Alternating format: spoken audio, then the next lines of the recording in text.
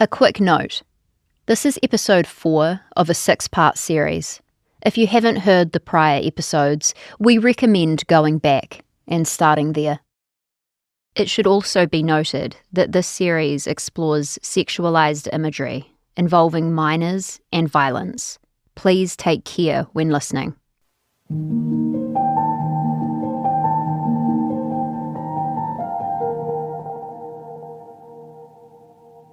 Detective Timothy Ingram in New York was en route to make an arrest.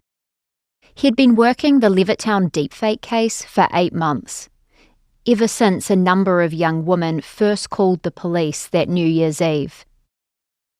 He had had enough. It was 5 o'clock in the evening when Tim and his partner drove through a quiet Levittown neighbourhood and stopped in front of a small, light blue, Cape Cod-style house. It looked like a regular house. The grass was cut, The house had a backyard that shared a fence with an elementary school. It was just an everyday house where you wouldn't expect this to be going on.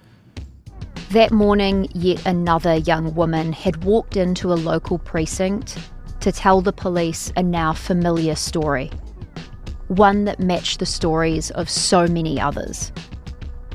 This time, though, the detectives had already received some key evidence. Evidence that showed the person behind the posts was a guy many of the women knew. Someone they went to high school with. Patrick Carey. And at that point, my partner and I at the time kind of looked at each other and, this has to end now. Whether we go to his house and he clams up and doesn't say anything, or whether he admits to it, he was coming with us either way.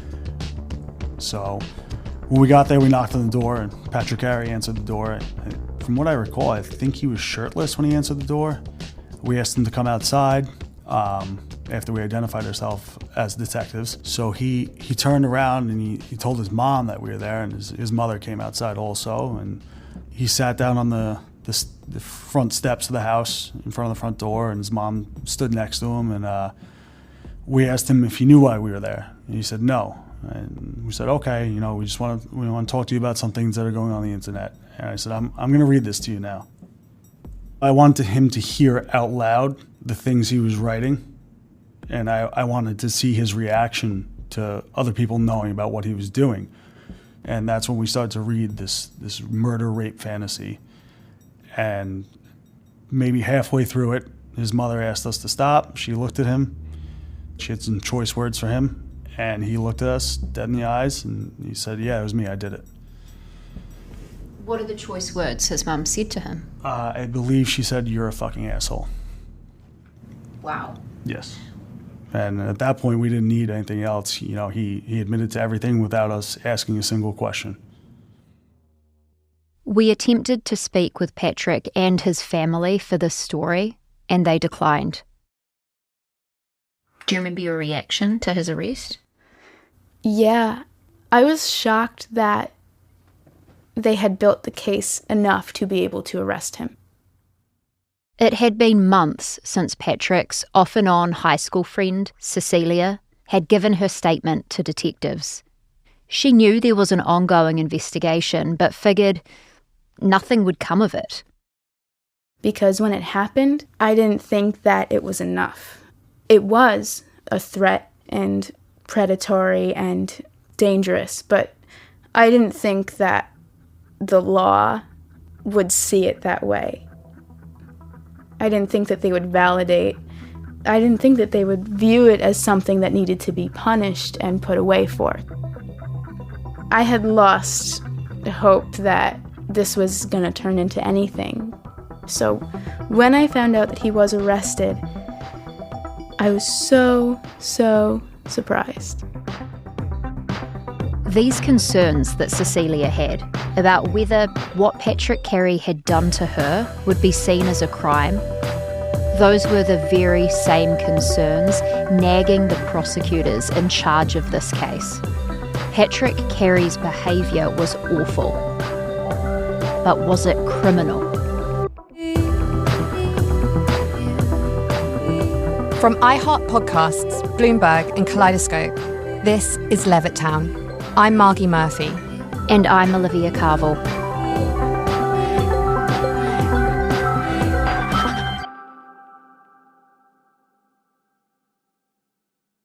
That night, Patrick was pulled off his front porch, handcuffed, put into the back of a police car, and escorted into a small 8x8 interview room at the Nassau County Police Department.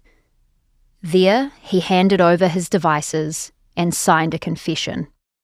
One of the questions the detectives had for Patrick was, why? Why did he do this? Which was the same question Margie and I had for Patrick. Patrick and his former attorney declined to be interviewed for this podcast.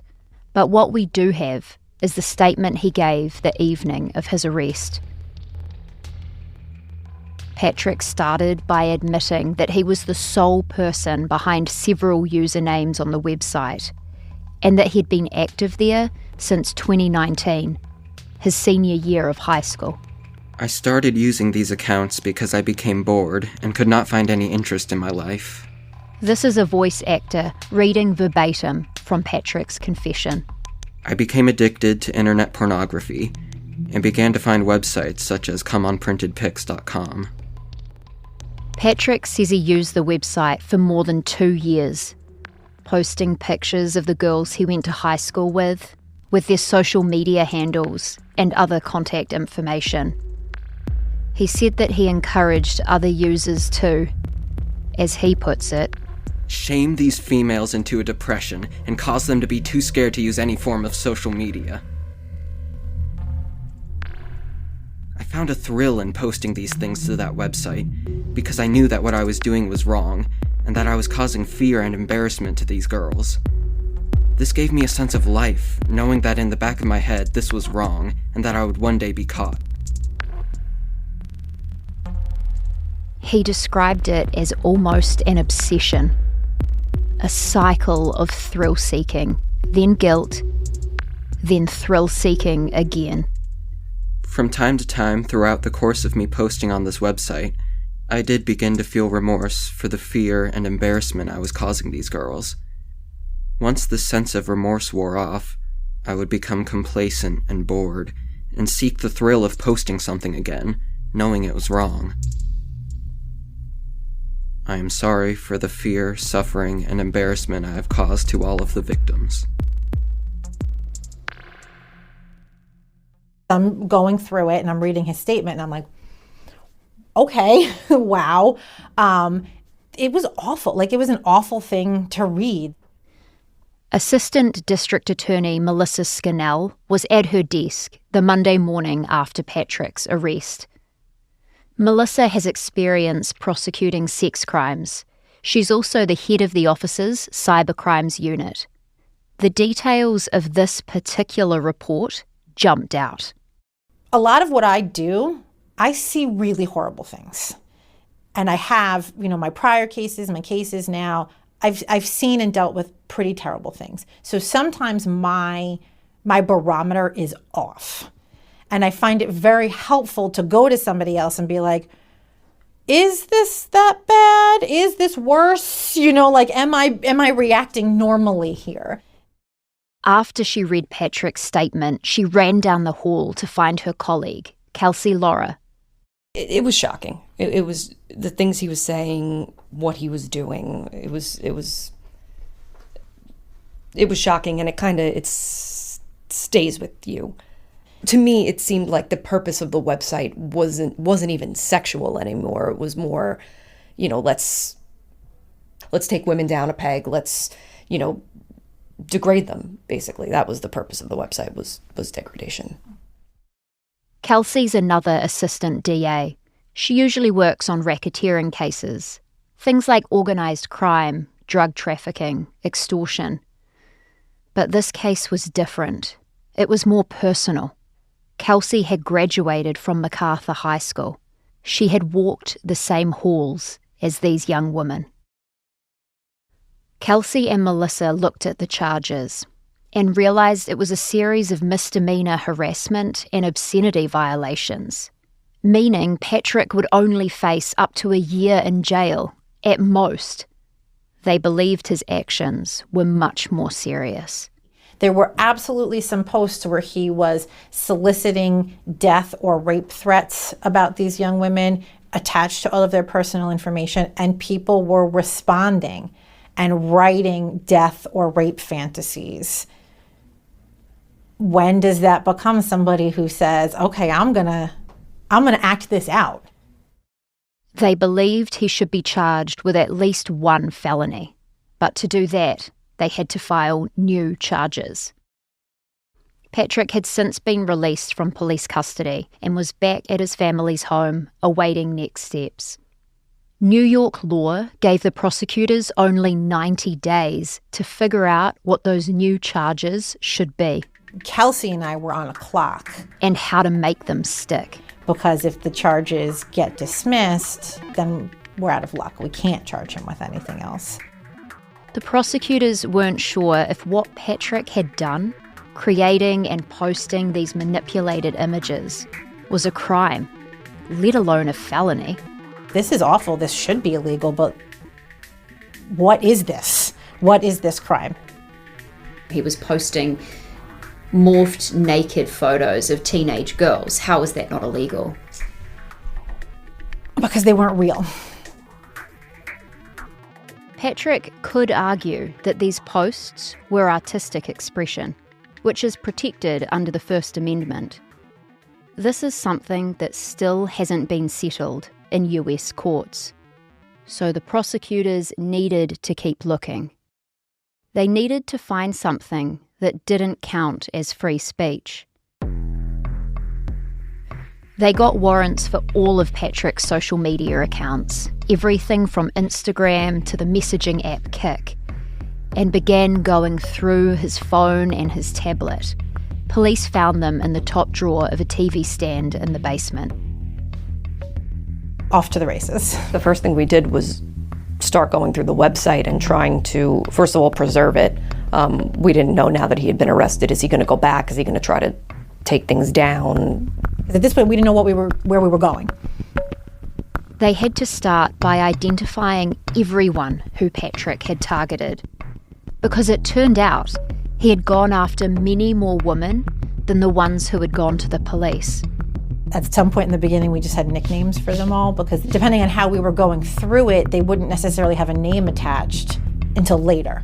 You know, he did attach their names, but we might be looking not chronologically because we're going by username or things. So we had a lot of nicknames for these young women to be like, oh, no, we've seen her before. That's, you know, we had one we called eyeliner because she always had, her eyeliner was just on point in every picture. So we're like, oh, there's eyeliner again. Okay. And then eventually we figured out what eyeliner's name was and we're like, oh, okay. When we were going through the website by itself, we were doing that together, partially to buttress each other's weaknesses and strengths, right? You know, I'm like a little bit face blind, so she was much better at like, no, we've definitely seen her before, things like that.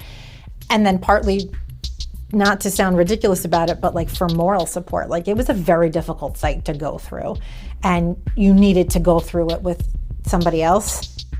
The two women split up the work. Kelsey took the lead, figuring out if they could charge him with a felony offence. She grabbed the thick volume of the state's penal code and started going through it, page by page. I literally just took the book down from the shelf and started from the beginning and went through, even if it kind of seemed like it wouldn't fit. Like, obviously this isn't going to be a robbery, but I looked at every single statute and I made a document to say, like, is there anything that could arguably fit that we could fit this into?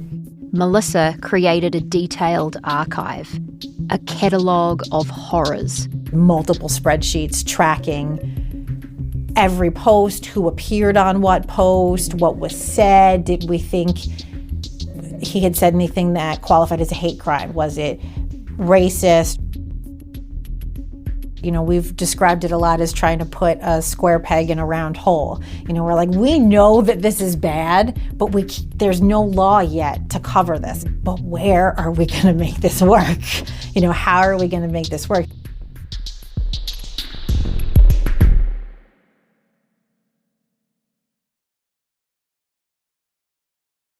Over the next few weeks, Kelsey and Melissa became experts on Patrick Carey's MO.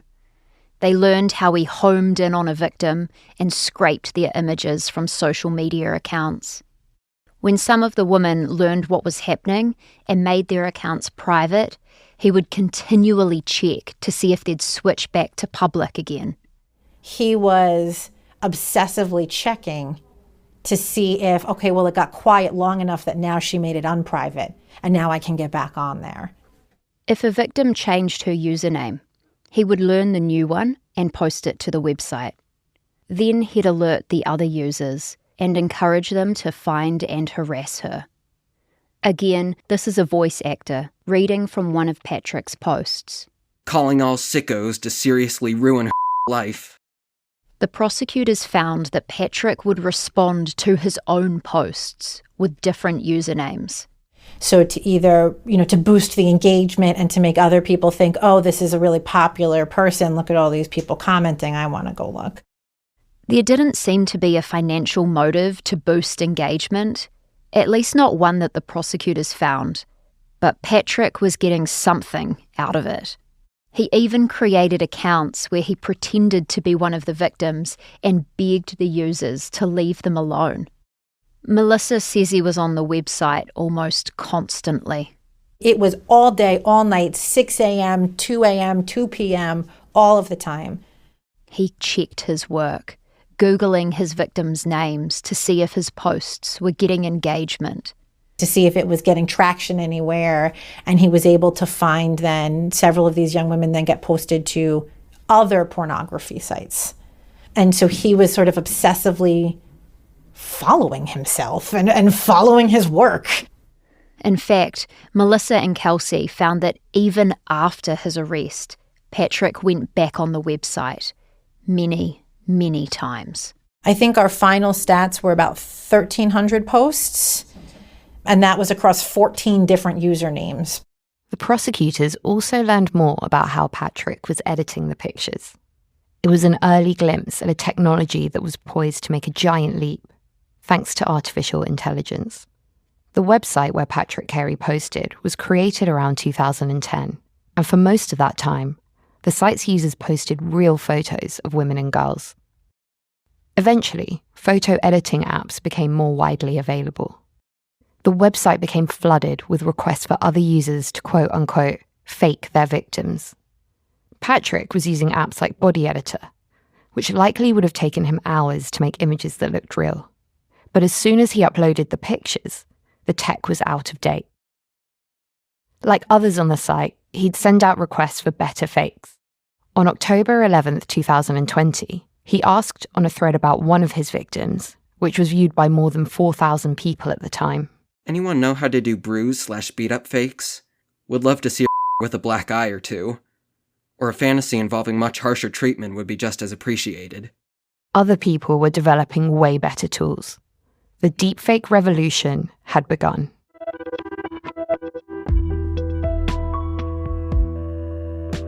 Around 2017, deepfakes began popping up on Reddit.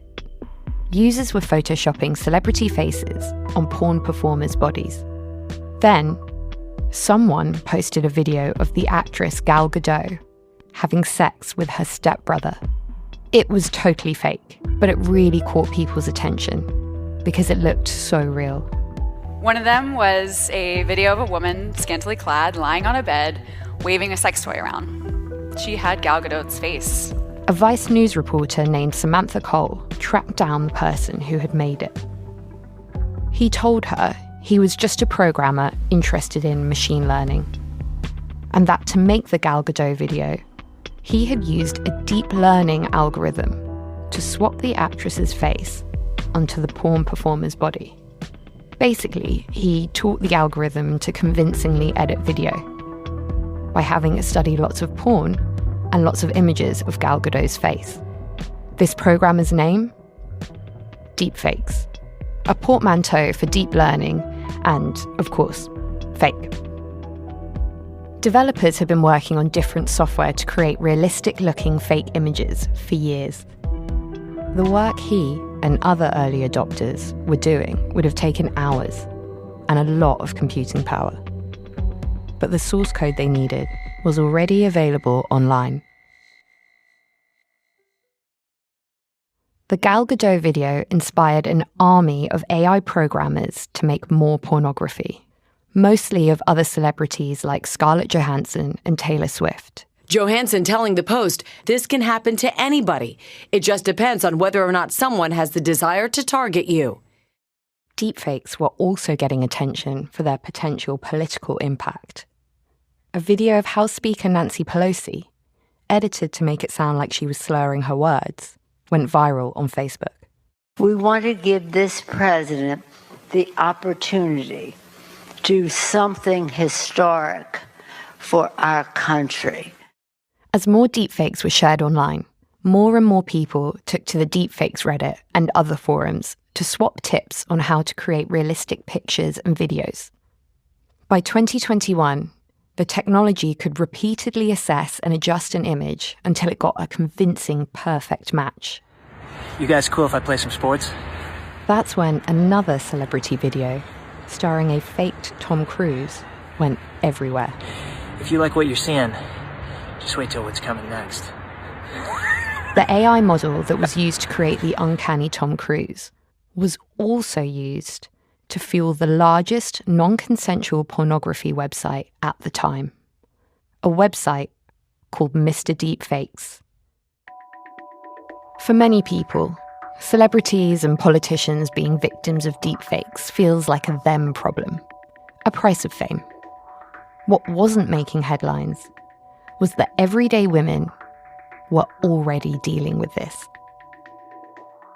With changes this fast, no wonder the prosecutors on Long Island had a hard time finding a law on the books. Melissa and Kelsey had just 3 months to charge Patrick before risking double jeopardy.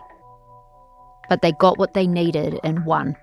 I remember her coming down and like beaming, like, we got it. And at first I was like, we got what? What did you get? What did we find, you know? And then she said, I found her picture. After all this time talking about faked images, the prosecutors had finally found something that would allow them to charge Patrick with a felony. A real image. It was a nude photo of one of the victims. A real picture that had been taken by an ex-boyfriend who had then shared it among classmates, including Patrick. Patrick had then sent this picture to someone else over Kik, a messaging app which prioritizes user privacy. Not only is this image considered to be revenge porn, but because the girl in the picture was just 14 when it was taken, it also qualified as child sexual abuse material.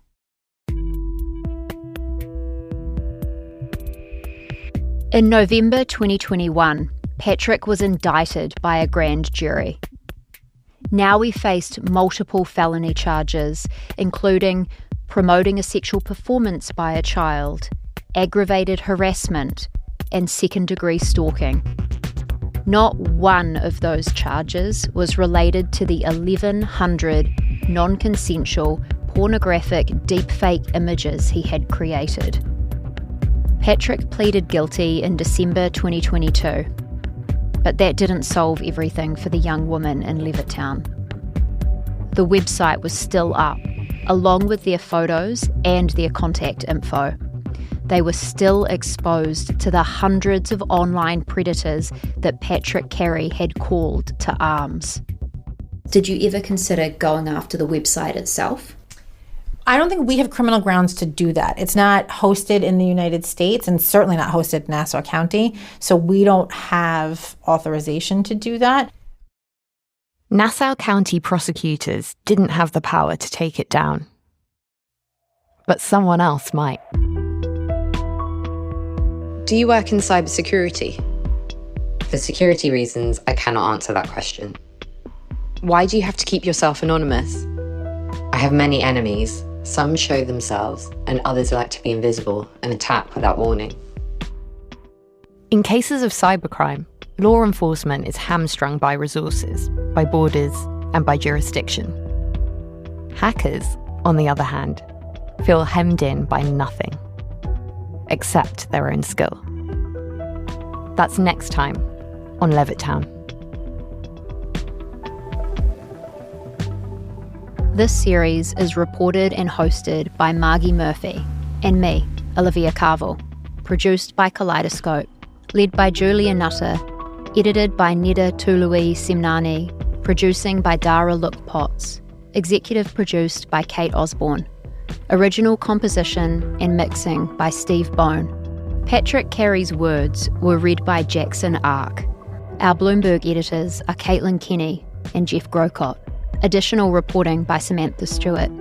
Sage Bauman is Bloomberg's executive producer and head of podcasting. Kristen Powers is our senior executive editor. From iHeart, our executive producers are Tyler Klang and Nikki Etor. Levittown is a production of Bloomberg, Kaleidoscope, and iHeart Podcasts. If you liked this show, give us a follow and tell your friends.